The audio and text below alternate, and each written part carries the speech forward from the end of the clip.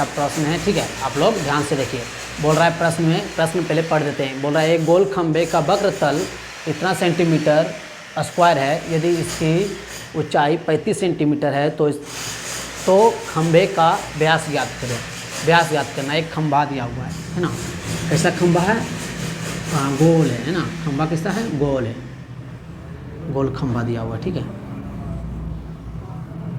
एक खंभा दिया हुआ है, ठीक है, खंभे दिया हुआ है। तो खंभा जब भी रहता है तो कैसा रहता है, बेलन के आकार में रहता है ना, मतलब कि बेलन का शेप में होता है।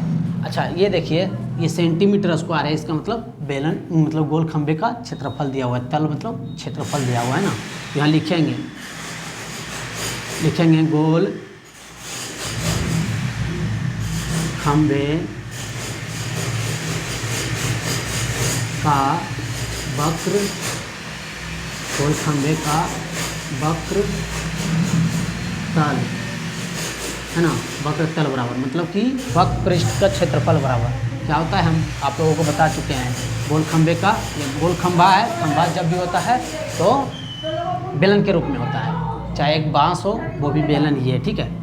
जिसे देखिए तो बेलन के वक्र पृष्ठ का क्षेत्रफल हम बताए थे 2πr(h) होता है, 2πr(h) होता है, ठीक है। अच्छा बेलन का वक्र तल कितना दिया हुआ है, दिया हुआ है इकाई, दाई, सैकड़ा, हज़ार, 2200 सेंटीमीटर स्क्वायर।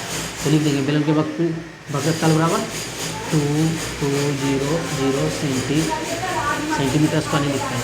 फिर हम डायरेक्ट यहाँ पे फॉर्मूला लिखते हैं, ठीक है। 2 गुना पाई का मान होता है 22/7,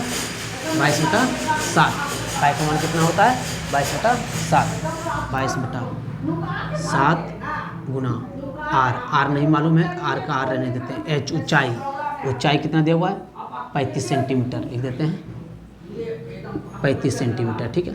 अब देखिए काटते हैं, जो कटेगा काटेंगे, जो नहीं कटेगा छोड़ देंगे, ठीक है। 7×5 = 35, 5 है ना, कट रहा है ना 5, ठीक है। देखिए अब हम गुना करते हैं, पहले तो इसको लिख देते हैं बराबर 22×2 = 44, 22×2 = 44, 44 गुना 5 करेंगे, 44 गुना 5 अगर करेंगे तो देखिए पहले लिख देते हैं 22×2 = 44 गुना 5, ठीक है। फिर लिखेंगे 2200, 44 गुना 5 अगर करते हैं तो 5 चौक 20, 20 का 0 हाथ मेरा 2, 5 चौक 20, 5 चौक 20। अगर ये आर बचा हुआ है तो आर भी लिखेंगे, आर 5 चौक 20, 20 के 0 हाथ में 2, 5 चौक 20, 20 2 22 है ना, इतना आ गया गुना आर।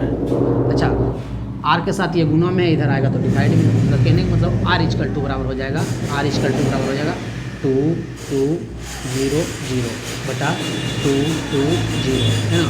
अगर काटेंगे तो देखिए कितना बार में कटेगा, हाँ 10 बार में कट जाएगा है ना, क्योंकि 1 0 है, 10 बार में। आर बराबर कितना हो गया 10, क्या चीज़ में आ जाएगा सेंटीमीटर में, क्योंकि सेंटीमीटर स्क्वायर था तो त्रिज्या बराबर सेंटीमीटर। बोल रहा है क्वेश्चन में क्या, तो खंभे का व्यास ज्ञात करिए, ठीक है। तो व्यास बराबर क्या होता है, त्रिज्या का दुगना होता है व्यास, क्या होता है त्रिज्या का दुगना होता है व्यास, मतलब कि कहने का मतलब d बराबर होगा, d बराबर होता है 2r, d बराबर होता है 2r। d किसको कहते हैं, व्यास को कहते हैं, ठीक है, व्यास को d कहते हैं, यहाँ लिख देते हैं ब्रैकेट में व्यास को ही d कहा जाता है, ठीक है। तो d बराबर कितना आया है 2r, d बराबर 2r, तो d बराबर लिखेंगे 2 गुना r बराबर कितना आया 10 सेंटीमीटर, 10 है ना, 10, तो d बराबर 10 × 20, 20 सेंटीमीटर है ना। तो हम लिखेंगे व्यास बराबर 20 सेंटीमीटर। इतना करने के बाद मेरा क्वेश्चन का आंसर सही हो जाएगा। आई होप सभी लोग को समझ में आया होगा। अगर वीडियो समझ में आया है तो लाइक करिए, शेयर करिए, धन्यवाद।